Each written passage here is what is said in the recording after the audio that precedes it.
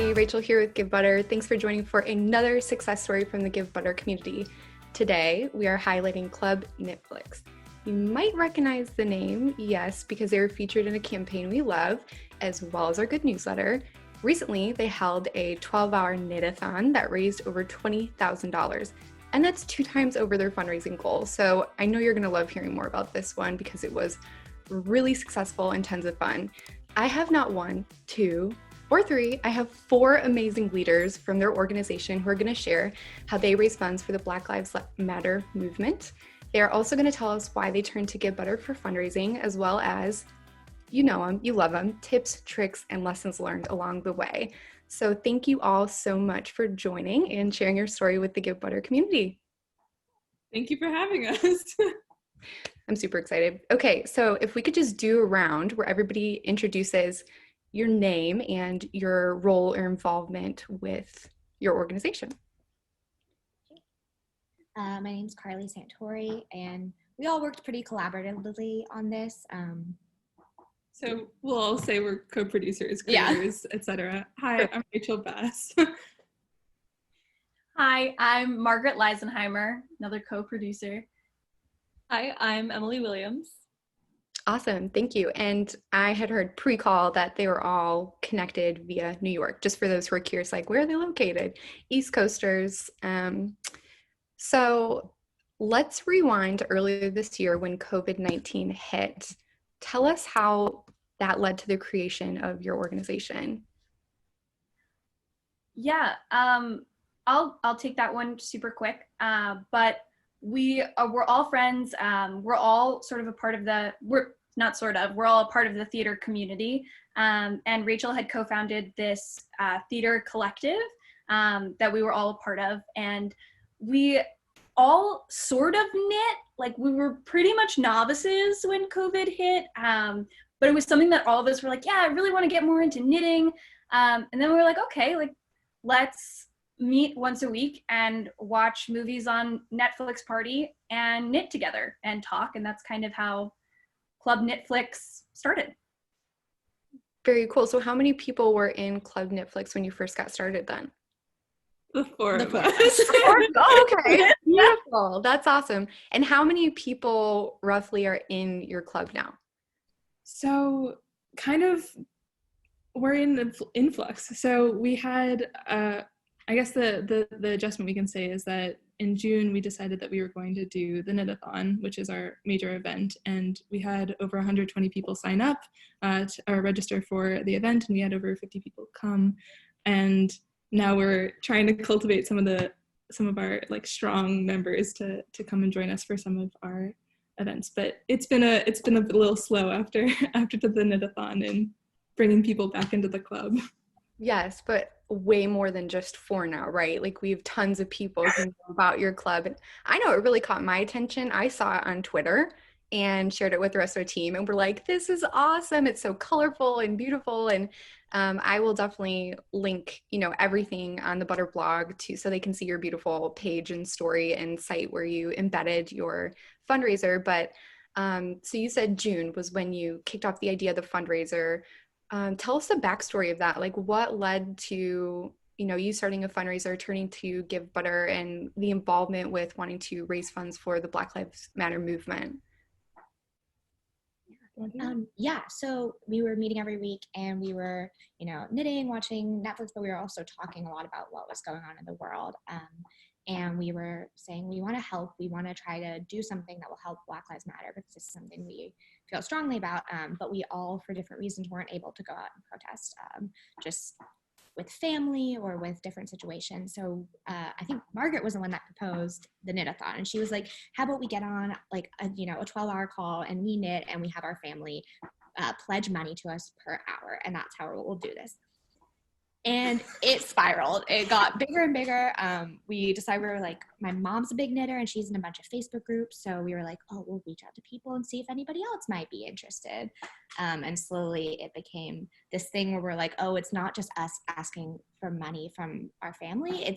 We need a place that we can have everybody donate. And that started our search for a good fundraising website, which led us to Givebutter. Also, I'll add, we're all artists, and so we didn't have a huge wealth of our own money to be able to contribute, and we really wanted to be donating at the time, which was a huge start for us. But also by June, there was so much of an influx to certain nonprofits that a bunch of places were asking other nonprofits to be sponsored or for you to donate to other ways of intersectionally helping Black and Brown lives throughout the country and world. And so we had chose 4 organizations that would help and or would facilitate different aspects of life for the community. And that was our big push, is being a holistic donation platform of one donation that would go to 4 different amazing organizations: G.L.I.T.S, the Loveland Foundation, the NAACP Legal Defense and Educational Fund, and Disabled But Not Really. Amazing. And I know at least G.L.I.T.S is a Givebutter user. Their campaign is really beautiful. We featured them in our good newsletter as well. It sounds like really a genuine movement. You know, you're having these conversations, wrestling through all the turmoil happening in our country at the time. And you said, let's do something. Okay, how do we do it? And this fun idea, this imaginative idea of what if we did 12 hours of knitting and family sponsored us, turned into this legitimate, exciting fundraiser that you pulled off on Givebutter. So Carley, I know you were the one that was maybe a little more technical in finding Givebutter and getting that set up. So why don't you share with folks, like, why did you turn to Givebutter and what was setting up and onboarding like for your club? So we looked at a ton of different websites. The thing we kept on running into was really high fees. And we were really intent that all the money donated should be going to these organizations as much as possible. So there was talk about us covering the fees, and we're like, that will just like, you know, pretty soon we'll be paying a lot. We didn't know how much money we were going to raise, but we're really glad we didn't offer to cover the fees now. That would have been 20,000, yeah. Yeah. Mm-hmm. So we actually got pointed to Givebutter. We work with this producer. Her name's Nadia Tahoon, and she has used Givebutter before for campaigns. And she basically said, this is a great platform, check it out. And once we started looking at it, we were like, this clearly is leaps and bounds above the other platforms in terms of, you know, the fees being low. And also just, it was very clear. There were lots of options to customize to kind of make the campaign our own, which, as we were figuring out what exactly we wanted fundraising to look like and how to engage people, Givebutter seemed to have a lot of options for how to do that. Yeah, so it checked a lot of the boxes, but the main box that you needed checked was that 100% of the fees would go to these 4 different charities, which makes sense. Did you have a lot of fundraisers that were covering the processing fee? Yeah, I mean, It was like 90%, I would say. Our final fee was pretty small. we paid $30 out of our own pocket to come. That was, yeah. Amazing. So amazing, yeah. That's totally on record with everything else that we see across Givebutter campaigns. We say that over 90% of donors cover fees, and hey, you're a great testimony of that, over 90% covered fees. So well done, club, everyone who participated.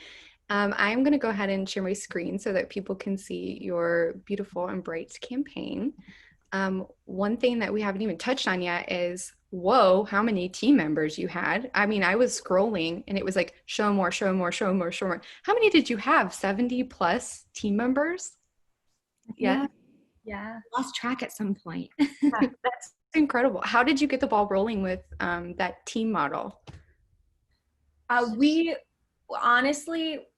wrote a lot of, there was a few things. So in order to get people to sign up for Givebutter, we just would send emails once a week, just like checking in. And then sort of as an incentive, we said that if you sign up for Givebutter, you get entered into a raffle. And then for every $100 that you raised on Givebutter by the time of the event, you would get another entry into the raffle. So that got a lot of engagement. And then as far as the team model, originally, when we had set out with the 4 organizations, we were like, oh, well, maybe we could do it like a team thing, like marathons, and have each organization like kind of have a team of people raising funds for it. And then the team that raises the most gets something that we didn't know what it would be. But then we were like, actually, you know, we can raise a lot of money and give equally to all 4 organizations. So as opposed to doing it kind of competitive team-based, we were like, let's do it collaboratively and let's have everybody raise an equal amount and donate that to the 4 organizations separately. Very cool. That makes sense. Show of hands, how many of you have done a fundraiser like this before? No, you're all totally new. Okay. So there's hope, people. If you're watching and you have never done a fundraiser before, these 4, let them be your inspiration, because they raised over $20,000 on their first campaign, and 70 plus people rallied along by simple and clear communication. So when you all are checking out the story, I know you will, and you should. The story is such a good template. If you're like, how do I get started with telling my cause and what we're doing?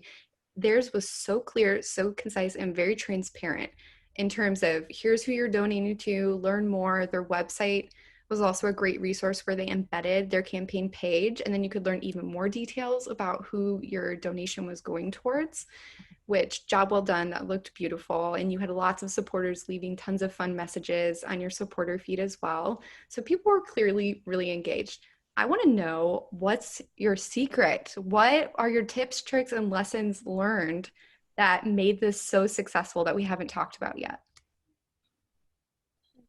For engagement, oh my goodness, I wish I could take more credit, but I have to say we got really lucky with some people. Like Judy Jones, who hopped onto our campaign really early, was such a forerunner in getting supporters who were advocating for us and writing fun messages, and that sort of seemed to couple. And especially the last week between Instagram and Facebook involvement, that just seemed to fly through the roof. I wish we could take more credit.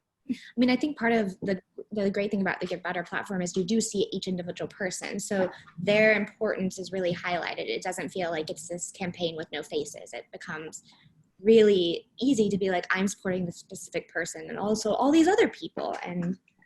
And also your name, or that each of our team members, it's sorted by a combination of how much people have earned, but also by how many supporters have contributed to each team. So if someone had like 37 supporters give them collectively $100, that bolstered them higher than someone who got 1 supporter who donated $100. And I think that created this idea that community and that collective organization was the vibe that we were trying to build, that we were doing this as a community, which is a kudos to Givebutter. If I can tag onto that, I think also a lot of what helped people kind of stay engaged was, with being transparent on our website about like how things would work. When we told people we would send emails, we would send them right away. On our website, you were able to register for the event. And then you got kind of an automated message saying that you were going to receive an email within 24 hours, and then we would send you that. And like keeping up to date with our participants was really helpful. And then also, I think in doing that and making sure that all of these things were kind of lining up, I was about to say something and now I forgot it, but I have it in my head. I think it was, I'll get there. We'll circle back. We'll circle back. Totally forgot it, but it was a really great thing. Emily ran an incredible Instagram campaign that got us like really up and going. So kudos to her. Yeah. A big team effort. Thanks for hopping on that one, y'all. So last but not least, if we could just do a round, everybody answer one by one, whatever order. What would be your one word of advice for other fundraisers who are watching right now, whether they're mid-campaign or just getting started? If you said one thing to them, what would it be? Let's start with Rachel. Spreadsheets. We kept an insane spreadsheet that had, I want to say, at least 40 tabs at some point. We kept a lot of records that was beyond what Givebutter did. So keeping track as much as possible. Spreadsheets. Someone go and I'll come back to you. I remembered what I was going to say, and this is a perfect question. So I think creating a really, if it's going to be an-a-thon, making sure that your event is really well planned out, that there's no moments of kind of lagging. So you want to make sure that Each hour has a specific timed opportunity for speakers, musicians, people love bingo, raffles. So as long as you can find ways to make those hours kind of fly by, I mean, by the time that we had 5 hours left, we had a full schedule still to go. And all of a sudden it was 10 p.m. and people still wanted to stay on the call. It felt like 12 hours hadn't gone by. We actually had a person Zoom in from France who said she was only going to be on till midnight and then was on until 4 a.m. her time, which was a full event. So yeah. What did you use for streaming, by the way? Did you stream or where did you go live? We went live on YouTube. Okay, awesome. Yeah, I would just say, I mean, I guess it's different for different campaigns, but for us, just like focusing on community and how we could do the best for the community was a really good way to drive all of our decisions. So just always being really aware of what experience we wanted to give them. And that went for what experience should they have on Givebutter to what experience do they have during this 12-hour call. Really just keeping that in mind. And that's, I think, really what allowed us to be successful and have such good feedback from our participants about every step of the way. And kind of in the same realm, I would say leaning into the team really helped in terms of we all had a lot of things on our to-do list throughout, and to be able to say, I'm not going to get to this thing, and have someone hop in and to really accomplish everything as a team. And that transferred into the participants as well, that everyone was so engaged and so willing to connect and share tips. And it made the event feel like a community pretty instantly. And it made it much more manageable on our end too. Oh, can I add one thing in response to Sure. that? Yeah. I think also one of the things I'm checking in all of ours that maybe hasn't been said is we were super specific. I think pretty early on we were like, we want to talk about anti-racism within this community, but it has to be within this community. And how are we talking about it for the people that we're talking about it, and really be specific about who our donors were and who our participants were and how we were communicating with that community. So like keeping track of all of that was definitely specific would be my word. Yeah, awesome words of wisdom. Organized community comes to mind as you share all these words of wisdom. You were really organized and it was all about community, which is so fascinating to me because so much of fundraising is out there is about being donor centric or being hyper individualized in the donor journey. And what you're saying kind of goes against the grain. I love that because we're really seeing that in Givebutter to be true as well, that building and fostering a sense of community makes a really powerful impact for engagement on a fundraiser. So kudos to you and your team. Incredible job. Such an inspiration. Thank you all for taking the time to share your story with the Givebutter fam. For everybody who's watching and following along, thank you for joining again. Please remember to like, share, and subscribe to Givebutter's YouTube channel. And if there are questions that I didn't ask that you want answered, please comment below and we will try to get back with you on those. We will see you again next week for another Givebutter success story. Bye, everybody.